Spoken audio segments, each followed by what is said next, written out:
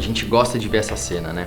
Então hoje a gente vai começar a falar sobre os bastidores. O que é preciso ser feito para a cerveja chegar assim ao copo?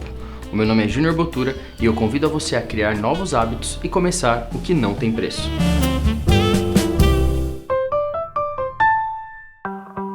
Quando a gente fala em criar novos hábitos, é um convite para que você explore novos mundos e aprenda coisas novas. O mundo da cerveja artesanal, por exemplo, é muito maior do que eu imaginei quando eu entrei nele. Tem mais de 1.200 cervejarias espalhadas pelo Brasil inteiro. Então quando você viaja e conhece um lugar novo, é muito interessante conhecer a cervejaria local, entender o que eles estão fazendo ali, os estilos que eles estão produzindo, e a gente vai falar um pouquinho de algumas cervejarias nesse episódio. Pra gente criar um novo hábito com as cervejas, é interessante conhecer cada detalhe dos ingredientes e o efeito que eles têm no sabor e no aroma. Isso vai fazer a diferença na hora das suas escolhas. Os 4 ingredientes básicos na produção da cerveja são água, malte, lúpulo e levedura, mas usando criatividade e conhecimento, dá para produzir com uma infinidade de outras coisas também.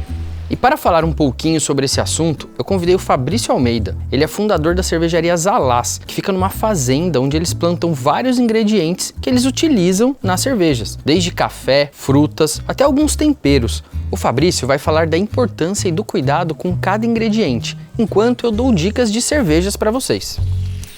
A água não tem cheiro nem sabor, certo? Bem, ela é fundamental no processo de fabricação de uma boa cerveja. O perfil de água vai influenciar em algumas sensações que a cerveja vai transmitir para você. Então primeiro vamos começar falando sobre água. A água é essencial para a cerveja, né? É um ingrediente que tem maior composição e ela também contribui para algumas sensações que a gente tem de cada estilo, como sensação de amargor, acidez, até a limpidez da cerveja. Tudo isso pelos minerais que compõem a água. Eu trouxe um exemplo da cervejaria Dogma, a Hop Lover, uma cerveja que ela tem um perfil de água que o sulfato faz com que a cerveja fique mais seca e te convide ao próximo gole, e o cloreto dá um pouco mais de corpo, já que ela é uma IPA com um teor alcoólico mais elevado do que as IPAs tradicionais, deixa a cerveja com um equilíbrio perfeito para você tomar e faz com que a cerveja fique realmente balanceada. Fabrício, o próximo ingrediente é o malte.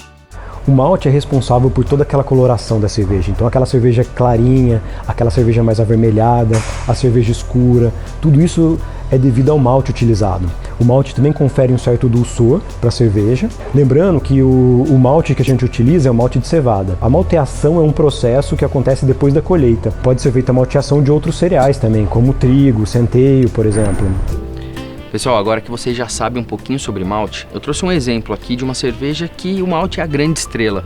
É uma Barley Wine da cervejaria Long. Essa cerveja ela traz notas de frutas secas, de nozes, ela tem um dulçor que dá aquela esquentada. E ela é muito boa para tomar em dias frios e acompanhar com sobremesas que levam creme ou até mesmo com carnes bastante gordurosas.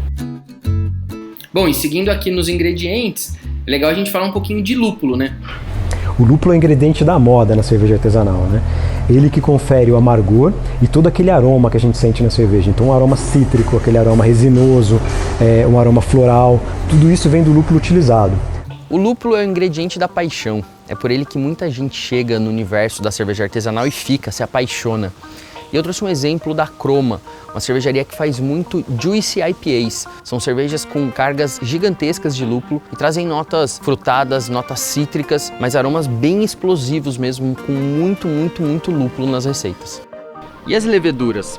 Além de transformar o açúcar em álcool, o que mais que elas trazem para a cerveja?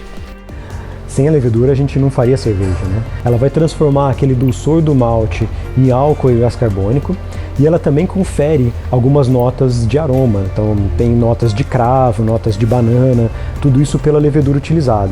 Eu trouxe um exemplo de uma cerveja colaborativa. 2 cervejarias se juntam e fizeram uma Strong Golden Ale. Esse estilo, a gente percebe bem como que a levedura pode ajudar na complexidade dos aromas e dos sabores. Para te ajudar a criar novos hábitos nesse universo da cerveja, eu vou trazer algumas coisas que eu gosto e dar dicas para vocês. Então esse aqui é um livro do Mark Dredge, que é Cerveja e Gastronomia. Eu uso bastante. É um livro que ele traz cervejas bem famosas do mundo todo e ele harmoniza com alguns pratos, que alguns deles são bem fáceis de fazer em casa. Eu uso bastante e eu acho que vale a dica para vocês também. Então pessoal, eu espero que vocês aproveitem essas dicas para criar uma nova relação com a cerveja.